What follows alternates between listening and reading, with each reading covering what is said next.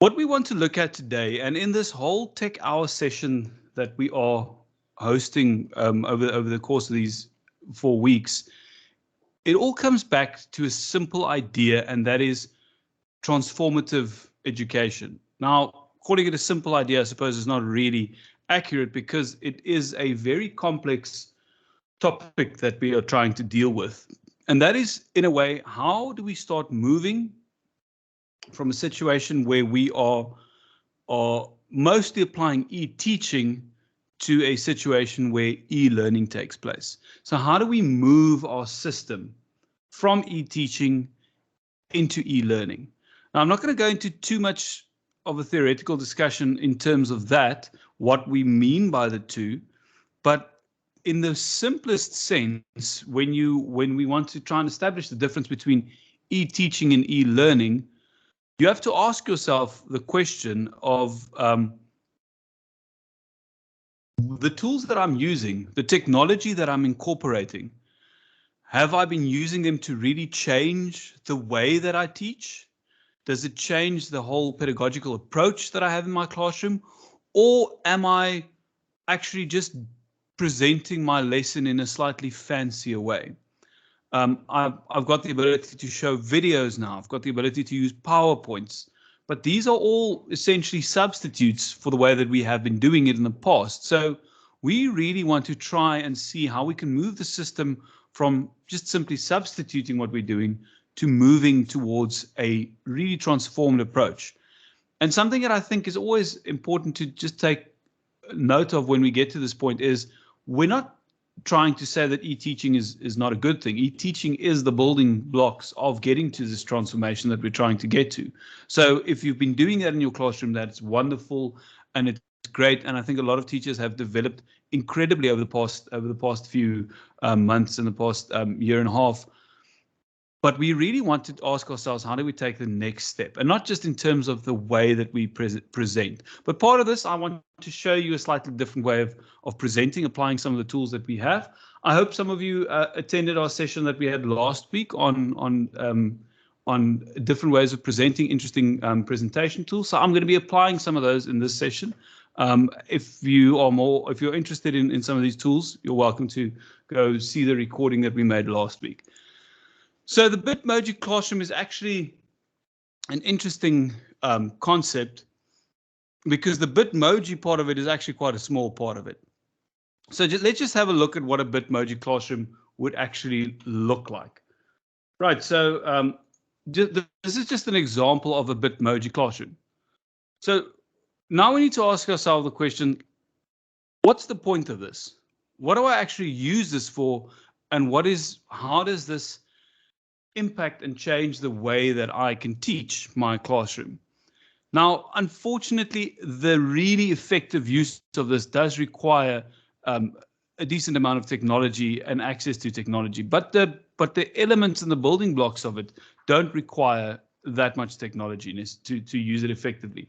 So I'm first going to talk about what this is actually. So what you see in front of you is just a Google slide. It is 100% editable, that which I have in front of you. So we're going to look at what we're going to do in this session is we're going to kind of look at how would we build something that looks like this.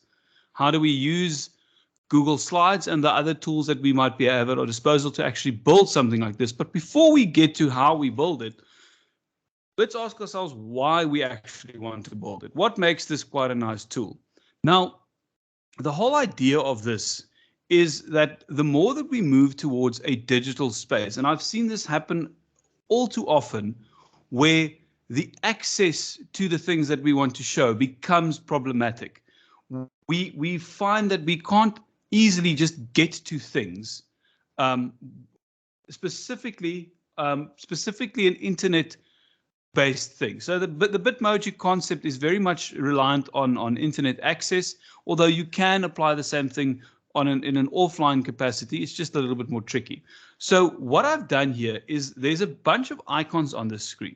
So I'm just going to quickly highlight those icons for you so that you can see what I'm referring to. These icons that you see there that have all been highlighted now, these are all supposed to be clickable icons. So when I use my Bitmoji Classroom, I've got two options that I can use this for. The one being if you've got an interactive whiteboard, or not even an interactive whiteboard, any kind of whiteboard or a television or something like that in your classroom, this is quite a nice thing to just throw on the screen. Alternatively, and this is where it gets really powerful, when this becomes your central place where learners are going to be able to get the links that they need to get to certain resources. So the intention of this, and this is entirely customizable based on what you want to achieve. The intention of this is to become an easy way to get to whatever it is that you want them to get to, however you want to actually get them to a certain resource.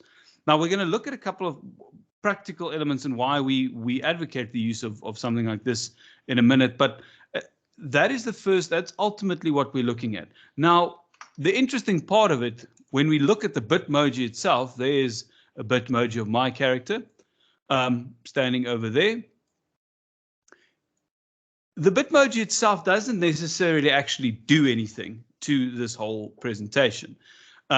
What it does is it adds a little bit of a personal touch to something. And what's quite nice about Bitmojis in general is, and I'll show you how we can incorporate them. You can use them in anything once you've got your Bitmoji set up. Now, I sent a video along with the invitation. I sent you a video of how to get your Bitmoji set up, how to install it. First, obviously, you add it on your mobile device. You have to add it to your mobile device because it's only through your mobile device where you can actually set up your avatar, and then you add it as a Chrome extension. So I'm not going to go through that process. I'll show you what we do once we actually have it installed as a Chrome extension. So that is the Bitmoji that we're talking about. But it's just it's a term that was popularized last year specifically when lots of people started doing these things. But the Bitmoji itself is actually quite a small part of it. The main part of it is looking at a way to make access to resources easier and more effective, so that it becomes something that is really, this doesn't become a headache. Because if you've ever been in a situation where you have tried to incorporate technology into your classroom, and you wanted the kids to go to a certain website or to go watch a certain video on YouTube, or you want them to do whatever it is that you want them to do, somehow you need to get that link to them. Right, so let's get to that step. But before we get to that, the key thing I want you to understand is, first and foremost, this is something that can be used on a whiteboard, a TV, especially an interactive whiteboard. So if you've got this interactive element that you can add to what you're doing, the interactive element really takes this thing to the next level. But it's not a prerequisite for it to work if you can make it interactive. But it is quite nice if you can stand in front of the classroom, there it's on the board, and you can actually press on the icons in front of them, and then they see what happens. Because that's what you need to imagine. Having this classroom that you saw now open on your whiteboard in the classroom, and you as a teacher, you stand in front and you tell them, right, so we are going to go into, we need to read, or we're going to read a bit more about recycling, right? So then you would click on this. Now I haven't opened it as a presentation, so mine is a little bit different, but click on this and I actually have the link there. And now once I've clicked on the link, this website opens up, and right, as soon as this website is loaded, there I've got a website open for them that I can now talk about household recycling. And here, if I've got some extra presentation tools, I can start highlighting certain things, and I can start drawing a little block around things. And the nice thing is, at no point did I actually have to go to Google Chrome and search for things. It's a flowing transition. Now you'll know when we talked about it in our session about presentation tools, it's an important thing to have this flow, to not have learners miss out on what's happening. So this, in terms of presentation, is quite nice when I'm just standing in front of learners doing this. And the same you need to imagine if I had included a link to a video. Same story. I'm not opening up my browser. I'm not doing the following, going open here. Now we first need to go to YouTube. And now I'm going to open up YouTube, and the first thing it shows me is my history of all the things that I watched, which might not have anything to do with education, which is why I don't want to open up my YouTube now, because I don't actually know what YouTube will show you as my recommended videos. Now, these are things we would prefer to control in a classroom environment. But if I have to go this way, I can't control it. So that's why these things become very nice. You can also use it. Let's say you've got a digital tool. This auto draw is quite a nice little tool that I can use in my classroom. So now auto draw opens up. Let me just erase some of these things. Well, actually, I'm just going to start with a new one. Start over. So here I've got my auto draw tool set up. I'm going to draw a little house for you. There's my house, and auto draw will then figure out that I'm trying to draw a house, and there's the house. And I can draw a little tree next to it. Right, and auto draw will try and figure out it's a tree. There's my tree. But again, the nice thing is I've been able to move seamlessly from the one to the other without having to go back to Google Chrome, open up a new tab, etc., etc. So it's about controlling that presentation.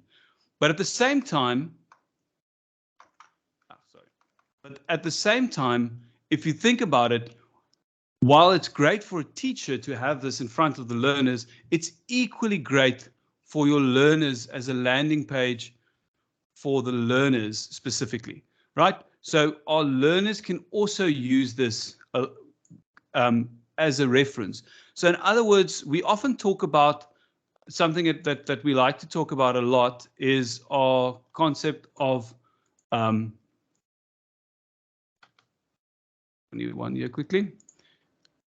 We talk a lot about asynchronous learning. Now, this asynchronous learning that we're talking about, this is just a very fancy term for saying that learners can learn on their own time, at their own pace, in their own environment. So in other words, if I've got this thing set up and I'm using this in front of my classroom to teach from, and I share this link with the learners, and they, when they're not in the classroom, or even if they're in the classroom and the teacher is busy with something else, and they want to review some of the stuff that happened in classroom, then they've got this to continue with this asynchronous learning. So this is when we really are talking about the transformative type of pedagogy that we are referring to. It's, yes, I've got on the one hand, and what you have to understand when I look at my first option, sorry, I am drawing with a mouse here, so it's not always that neat. My first option is very much an example of how I'm using technology to enhance my presentation. So it is still substitution. It's a very fancy and very engaging way of doing it, but it's not really, it hasn't changed the pedagogy yet. When I start using it in the second way, that leads to my asynchronous learning, that is when I start really transforming my pedagogy. So another way of looking at it, here's a simple example. So I want these learners to get to this website. Now imagine you are sitting in an environment where the learners have tablets, or they have cell phones, or they're in a computer lab, or whatever the case is. It's still difficult to get them to this link. So I need to get them, all of them, to access that link, right? So as an example, what I'm going to give you here is I want them to go to the website Codeorg. Now this is quite an easy one to actually get to, because Codeorg is not a difficult website to type. Now let's have a look at what would typically happen when I need to access Codeorg. I ask my learners, open up a new tab. Now here they're going to ask the question, where do I type it? Luckily in this instance, it's fine. They don't need to worry about typing it here at the top. They can actually enter it here in the search bar. So code.org, and code.org is one of the nice sites in the sense that once you've entered code.org, it doesn't actually search Google for it. It just goes straight into the website, which is great. Right, so now they're on code.org, but I don't want them to be here. I actually want them to make it a little thicker. I want them to get to this point, right? I want them to actually get to the students part. So let's go into that. Right? Now, still there's nothing here. I want them to go there. Then I want them to go into the Express course. And then I actually want them to just go straight into the task. So essentially what I want them to do is I want them to get here, to jump into this site so that they can quickly start with a simple little programming thing that they need to do, right? There we go. Now, the problem is, if you've ever been in a situation with a group of learners where you needed to get them through that process, what's actually happening is we don't want to get to Codeorg. We want to get to an entirely different place. So what's happening is I've essentially got, for this thing that I'm trying to navigate them to, I've got 4 different clicks that I need to make before I get to the resource, the intended resource. But at the same time, if I actually went to Codeorg's site, then what I could also get is that is the actual site that I want to get them to. There is the page, there is the site that they are supposed to get to. Now, good luck telling your learners to type the following: https://studio.code.org/is/express-2021/lesson/1/level/2. You're not going to get them to type that accurately. They will make lots of little mistakes on their way to getting to that link. So now we're trying to figure out, right, so how do we actually solve this problem? How do we get them straight into that? Now, there's different ways that you can go about it to get them to that link, but we're going to show you why our Bitmoji is just a classroom, is just a great way to do it. So 2 very popular ways that people use to get to specific links like that. We use either QR codes or bit.ly links. Now, if you don't know what these are, we have a course on that on our site. Please go have a look at that. Great things to be able to use to have these. So that solves my problem. I don't have to go and type this incredibly long link. I can now have something that would look like this, bit.ly/xd3, something like that. Or alternatively, it could be something like bit.ly/coding. Right, obviously that one will be taken, so you won't have that as an option, but you can shorten it and it's typable. It's easier to actually get that. Or alternatively, you generate a QR code and that gets you into that page. Now, the problem is, what happens if you've got multiple things that you're trying to get to? So here we've got our site. I'm just going to just make this a little bit smaller. So that you can see what we mean by this.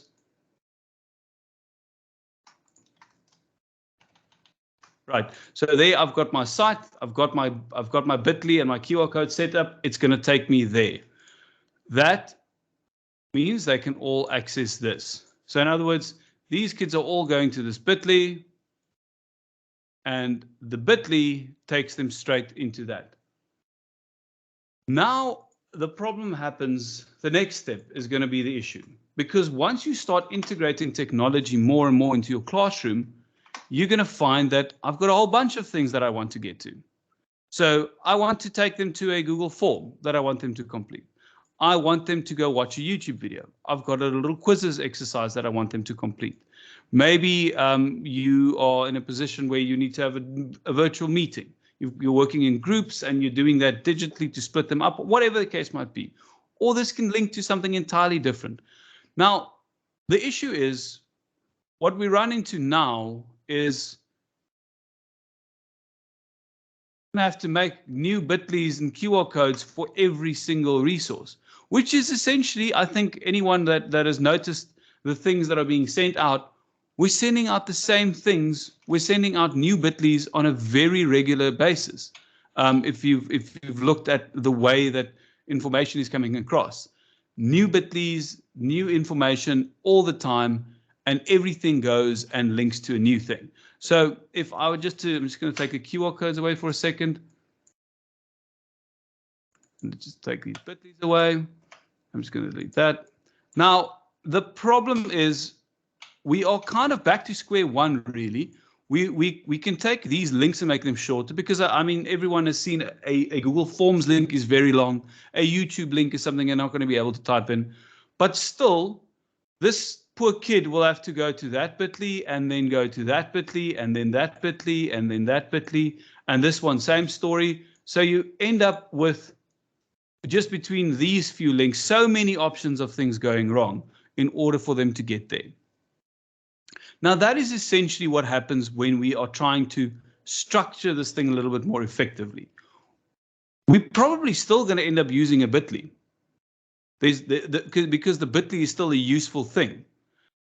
But our Bitly is not going to take us to our resources anymore. Right? Our Bitly is going to take us to our Bitmoji Classroom. That's the whole idea here. It's all about the ease of access. How do we get to things easily? How are we able to move from different resources without having to firstly move away from things completely and without having to send them hundreds and hundreds of new Bitly links? So essentially what's going to happen, I just quickly want to grab a Bitmoji icon here for us. Right. So essentially what we're going to do is we are going to have that extra path. These kids are going to go here to a Bitly, which can be a QR code as well. And the Bitly is going to go into our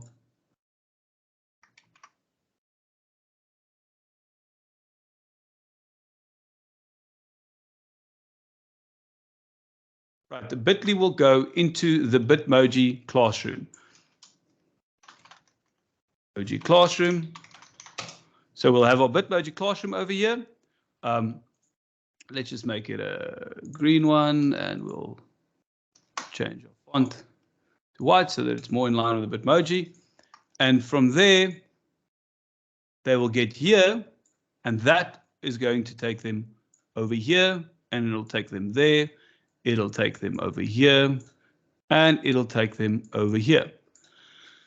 So the key thing that what we're referring to here is you aren't creating multiple links. There's essentially only one central place that they need to access in order to get to all of our resources.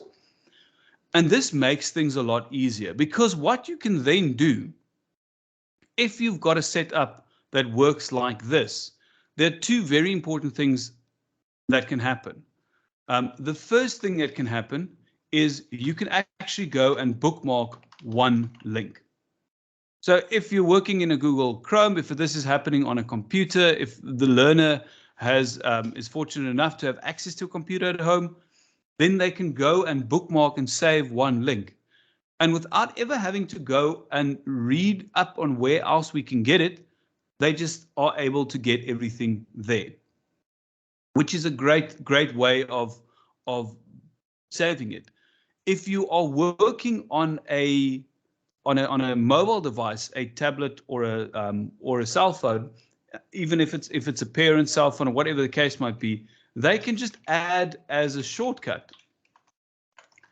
And essentially, something has left me. Essentially, what's going to happen if you've added it as a shortcut, basically acts like an app.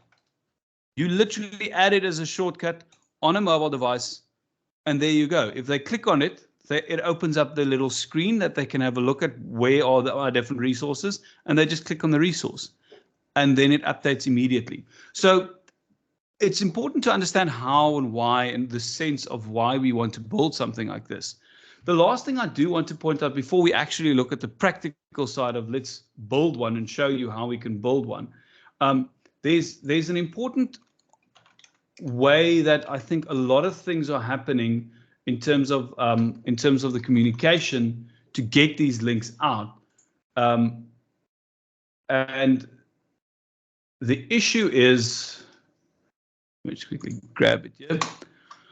This is what we're doing quite often, right? Because we found there's a different place where I can send everything, right? I can just send everything to WhatsApp. And then through WhatsApp, I send my links and they can access my links and they just click on the shortcuts, and that's great and easy to get to.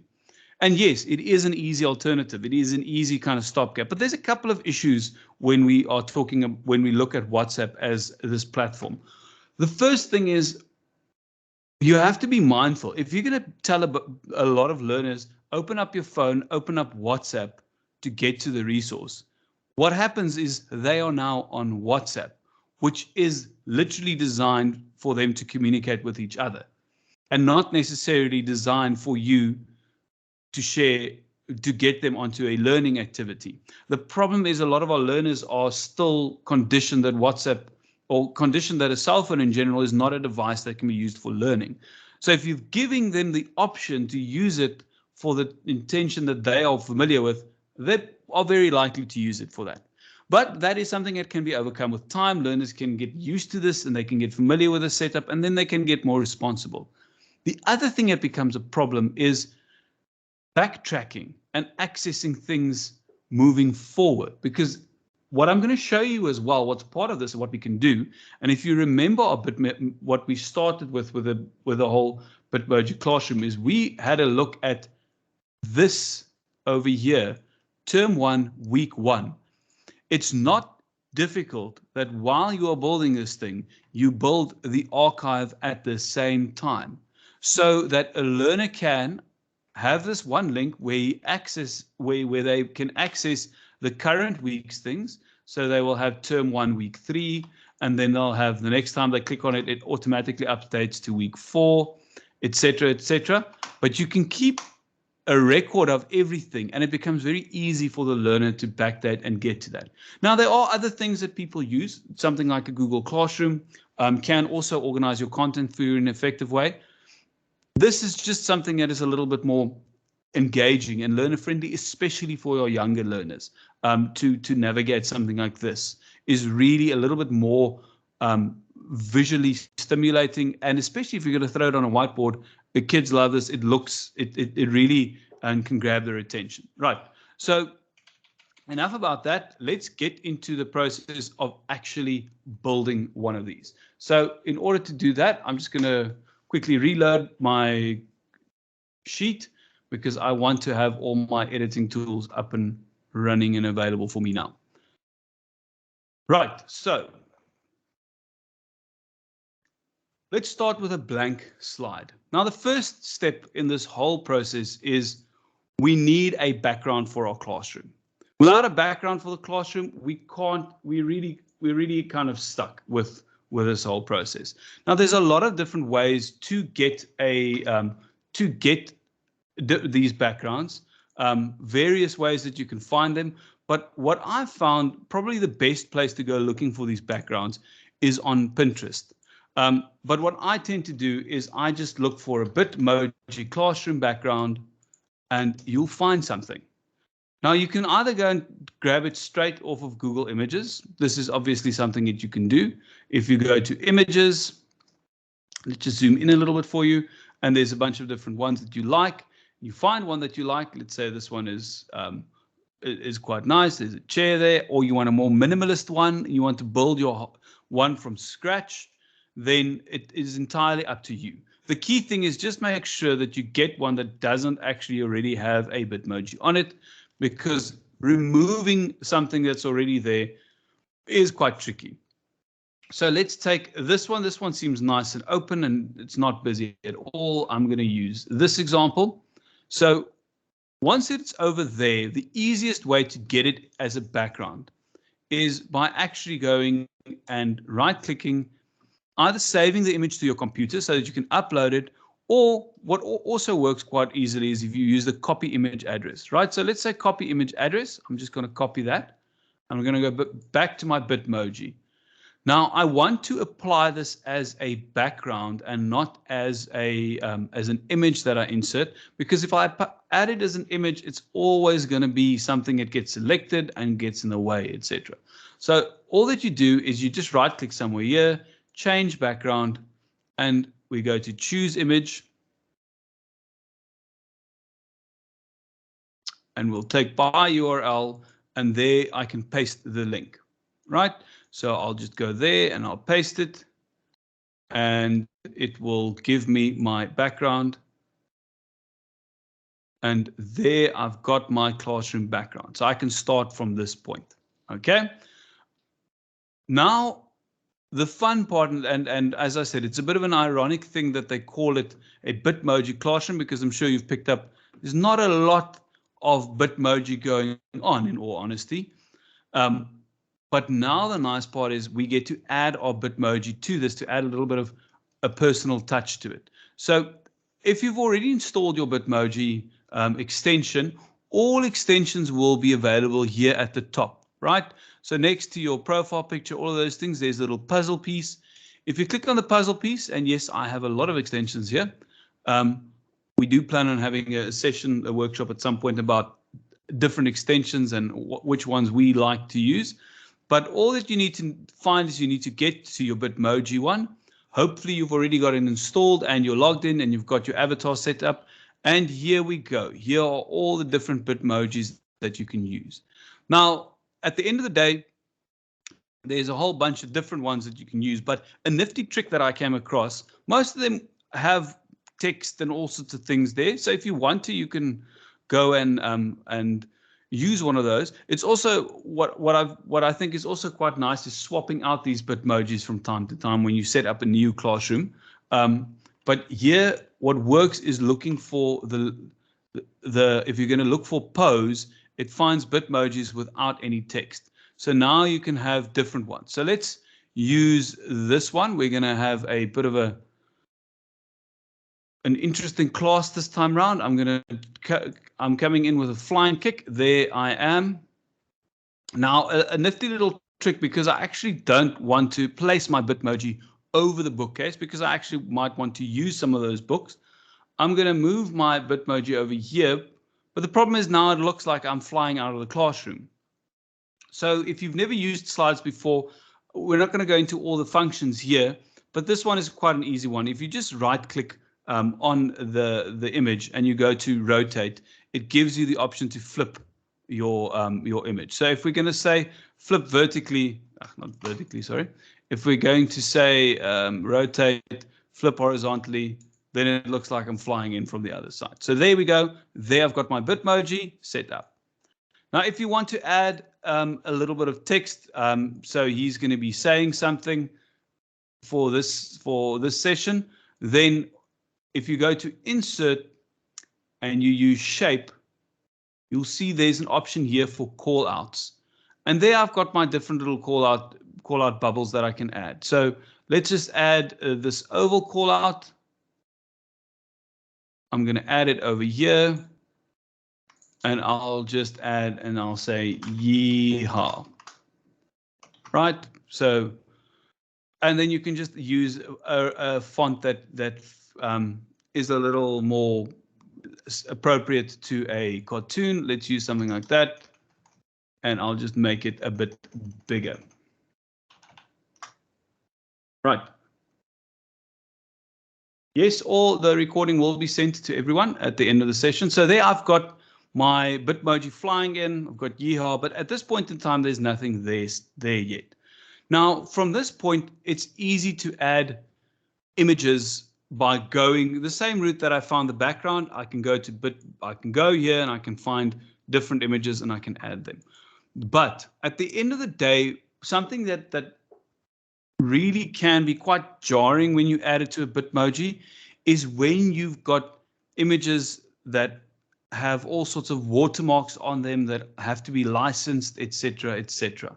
So my trick that I use all the time, and I'll include I'll include a link or a short little video explaining how we can do this, is by using add-ons, specifically one add-on that I use all the time called Icons for Slides and Docs. Now this is the add-on by Flat Icon. So if I use this,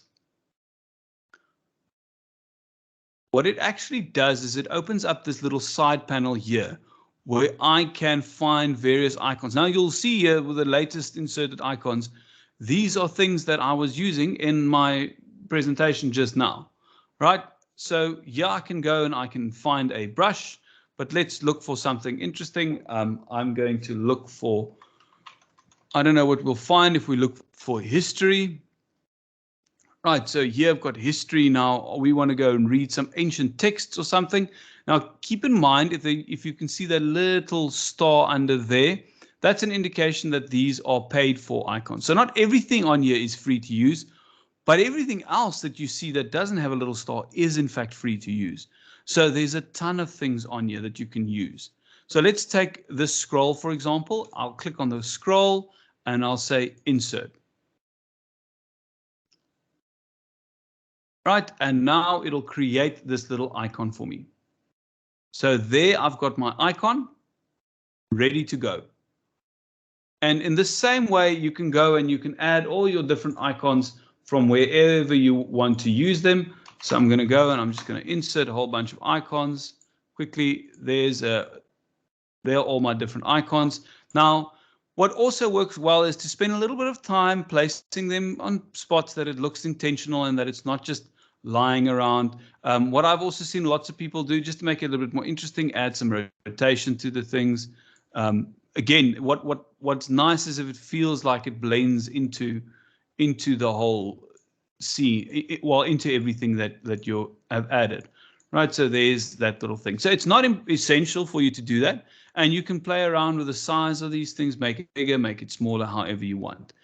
But again, what's nice is you can actually, this flat icon for me works incredibly well and quickly to find icons to add them in there. So now you can tell your learners, okay, go and click on the scroll and they will be able to get to something. Now, I've added these icons, but at this point in time, they don't actually do anything. They are dead icons. They don't do much. Oh, before we do that, what I always think is nice is to find a classroom where there's at least a board that you can write on. So let's say we're going to add a text box here. And again, we will add our week 1, term 1, or the other way around. You can add something there, and you can add this week we will be learning more about old things, right? So our focus is going to be on history this week. So we'll add that little text there, and again, play with the font. There's a ton of fonts that you can. One thing that I know a lot of people have told me that they miss out on, they don't know where they can get fonts, where they can add fonts. Whenever you open up one of these Google, whether it's Google Docs, Google Slides, doesn't matter. Here, right at the top, there's an option that you can click on that says more fonts. And from there, you can add massive amounts of fonts. So let's just use something like this. I don't know what it's going to look like. There we go. Term 1, week 1. This week, we will be learning more about old things. So there I've got my basic little Bitmoji Classroom set up. But as I said, at this point in time, it's a little bit dead. Nothing is happening yet. So how do I add links to this? Now, any item that you want to turn into a link, if you click on that item, you'll see over here is that little option that says insert link.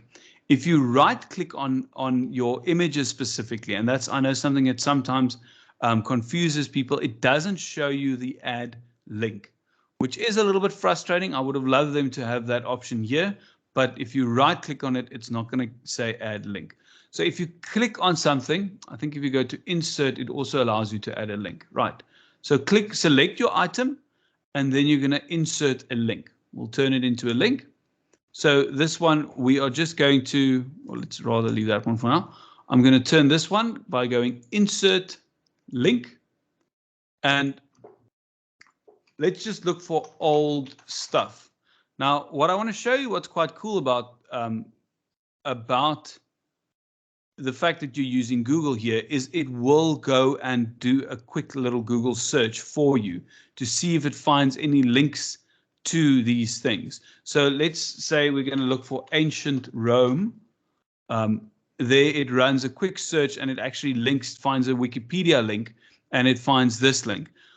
Now, while this is very nice and a very nifty, cool way of doing it, I really, really, really don't recommend you do it, because the problem is these two have not been proved in any way whatsoever. These are just links now. So what you should do is you should go and find the links that you're looking for, whether it's your own resources, whether it's going to link to your own Google Doc or your own slide or your own PDF or whatever the case is that you have, or whether it's going to a website, whatever it is that you are linking to, go and check it out and not just add this. So I'm going to add this now, but that is the worst way of possibly doing it. But I've got my link that's been set up. Now I can have this one, and this could link to a YouTube video. So let's go and find a YouTube. Right, so I'm going to find a link to ancient Rome on a YouTube link quickly. So there's ancient Rome in 20 minutes. My internet is not being very fast today. So let's take this example. I actually just want to, let's just click on it quickly. Right, so here's my video for YouTube. Now, while I'm on YouTube, I want to show you what I think is a very nifty little trick with regards to these videos. Now, you can insert a video straight into Google Slides. So I could take this video exactly that I found over here. I can copy that link that I've got over there. As you can see, the share. Okay, now I don't want to use that one specifically. I can copy that link there at the top. I can go to Bitmoji and I can say insert video, and I will by URL paste it there, and it'll find that exact same video that I have. And then I can put it into my classroom. But remember, we don't actually want to do that. We want to create a little bit, something that looks a little bit different. So now I want to take this YouTube link and I want to change this. I'm going to add the link. The shortcut key, and I use the shortcut key all the time, is Control-K. That adds a link, and I'll paste my link over there. So right click and paste, or Control-V, and I've got my link to my YouTube video. Now, another very nifty and useful trick, and I hope it's going to work with this one because it doesn't work with all videos. When you want to have them go to a YouTube video, again, you have to be mindful of the fact that YouTube has been designed to distract you from doing other things. So what they actually want you to do, if I click on this link, you'll see here on the right, it has a couple of things here that has to do with this video that I had a look of specifically. But then very quickly, there is one that they try and drag my attention away with, something about guitars, which is a passion of mine. And then there's going to be other options here that actually are designed specifically to take my attention away from this. So to avoid that, when you share a link, a nifty little trick is if you take this part, I'll make it a bit bigger for you now in a second, and I change it to embed, it gives me the video like this, removing all ads and removing all side panels to that. So in other words, when I'm going to add my YouTube video, I should rather be adding this link as opposed to the other link. So just to show you what I do there, because I think this is a very useful trick to have. The link that I'm going to add for my YouTube, the original one,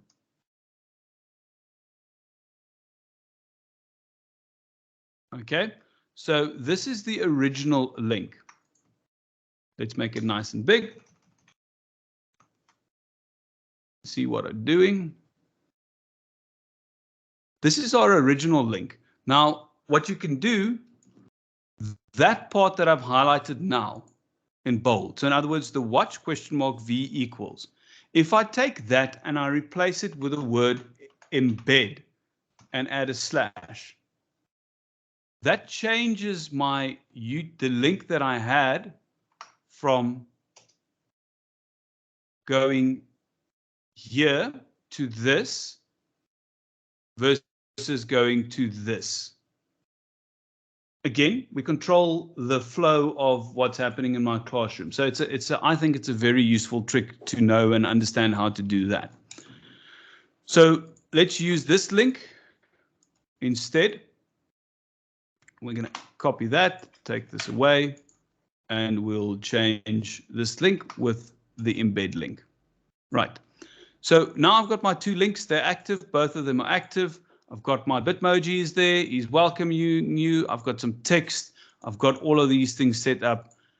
But now, how do I actually use this and get this to my learners? The simplest, of course, is to just go into present, and then there we go, full screen on my end. I can see this. I can teach from it. If I've got this cool little tool, I can talk about certain things. I can highlight things here. Let's just highlight that part over there. Okay, make my highlight a little bit thicker. But then importantly, when I want to move out to the next thing, I can click on my little icon and it goes and it takes me straight into Wikipedia. Right, so that's great. So I can use it as a teacher, but that's not what I want to be, what I want to do. Oh, that's only part of what I want to do. I want to get it to the learners as well. Now, this is where we're going to go back and we're going to figure out how we can use our Bitmoji to send me to my the Bitmoji that'll direct me to this Bitmoji Classroom. Oh, sorry, the Bitly that'll take me to the Bitmoji Classroom. But before we do that, the way in which we want to share it, we're going to use a trick, and that's why we want to use slides. That's why slides actually work so well for this whole thing. Slides has this option called Publish to the Web. So what I can do is I can go here to File, Publish to the Web. Now, what the Publish to the Web does is it creates a new link for me over here, a very, very long, clumsy link. So there I'm going to copy that link. And I'll show you I'm going to add it now as one of these link over here. So let's just make the quizzes thing that. But just to show you what the actual link looks like as well, there's the link. So there's no way on planet Earth that anyone is going to be able to retype that accurately. That's why we use a Bitly to shorten it, and you tell the learners just enter this Bitly, and then you'll get to my classroom. But just to show you what happens if I open up that link, what it does is it loads the presentation as a full screen presentation. There's no option to edit it. There's no option. Okay, it's going to take me to the first slide, of course, but there's no option to edit it. There's no option to do anything else, but all the various links are active. So if I want to go to my last slide that we're working on, I can click on all these links. Everything is active.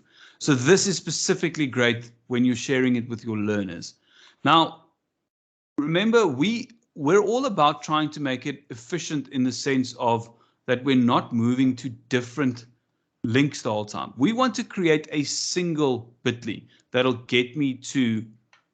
actually always get me to my presentation. So for that reason, when you're building this, and this is part of the process that you need to go through, and it's something that I really recommend that you experiment with, because this is not something you will from day 100% grasp, but let's look at the structure that you're going to be applying here. Because that is an important thing to understand. You will end up having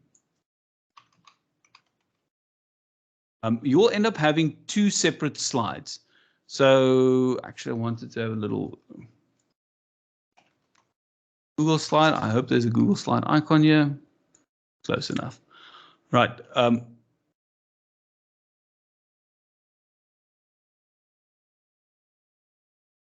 Okay, so you will end up having, typically, if you do this in a way that's going to add a nice structure to what you're going to do, you should have 2 slides, in my opinion. Your first slide, right? So your first slide is going to be your active slide, right? And I'll explain what I mean by that in a second. And your second one will be your archive slide.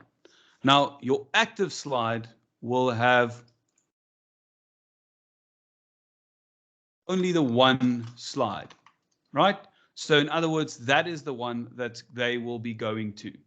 Your archive slide will have, I don't know how many slides there will be, but it will have 1 slide for each week, typically. You can, of course, you can do this on a daily basis if you want to, but it becomes a lot of work if you don't do the weekly thing. But you can do it on a daily basis. Now, the reason why we want to do it like this is essentially what happens is the learners all are going to go to the same bit.ly link, and the bit.ly link will never change. The bit.ly link directs them to the active slide, right? While what's happening in the background is you actually use the archive slide to create your new ones. So in other words, every time you create a new week's one, you add it over here. So typically, once I'm busy with, if I'm busy with week 1 over here, when week 2 needs to happen, you will build week 2 here because week 1 will already be over here. So all that happens then, I hope that all of this makes sense. You will take week 2's one and you will swap it out with this one, which will then become week 2. Does this make sense? The intention of that is the second set of slides becomes an archive that you can continually build on. Every time you add a new one, you'll add week 3 and week 4 and week 5 and week 6. And then if you want to, if it is a useful thing for learners to be able to do, then you can have your active slide link to your archive slide so that if learners would like to go back to week 1 stuff, then all that they do is she will go to that one, the Bitmoji will redirect her to the active slide, and the active slide will redirect her to this one, and from there she can go and find the week that she's looking for. I hope that makes sense. The reason why I talk about this is ultimately what we're trying to do is we're trying to simplify the access to resources. Now, when you do the archive slides, you're doing 2 things. You are making your life significantly easier next year.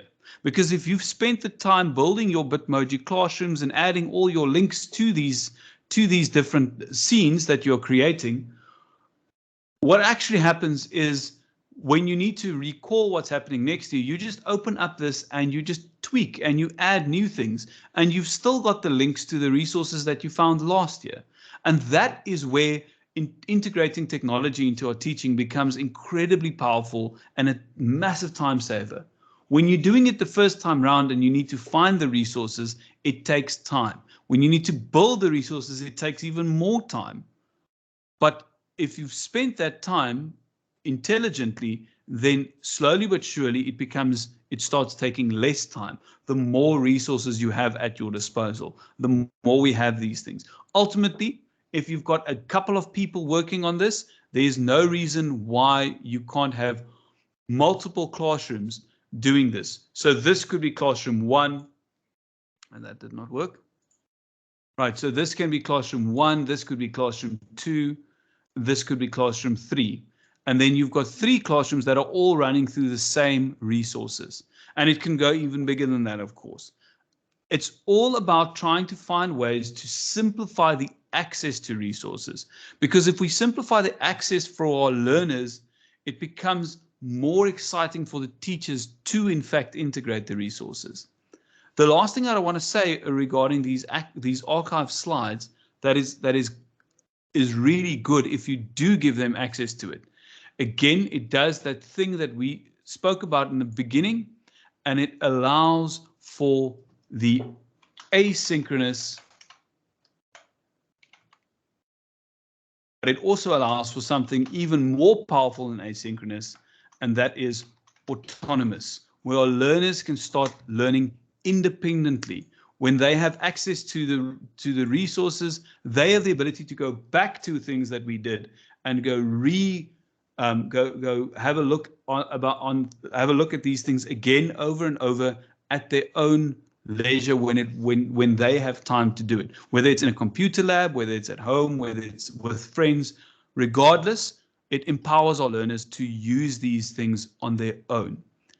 So there's a lot of other little nitty-gritty things that I would love to show you how to do and what else you can add to your Bitmoji Classroom. But the whole intention for us is to try and stick to an hour. We hope to add additional videos to this because we want to create this as a course on our site and then add a lot of extra little things that you can do. Because one of the things that of course becomes a very important thing to do. Let's say we are looking for a chair. A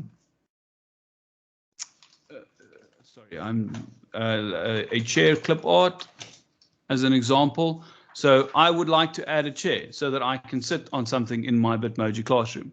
I like this chair that I'm going to take, and I'm going to go and I'm going to copy it, and I will add it to my classroom. But there's one very obvious issue with this chair, and that is that there's a background.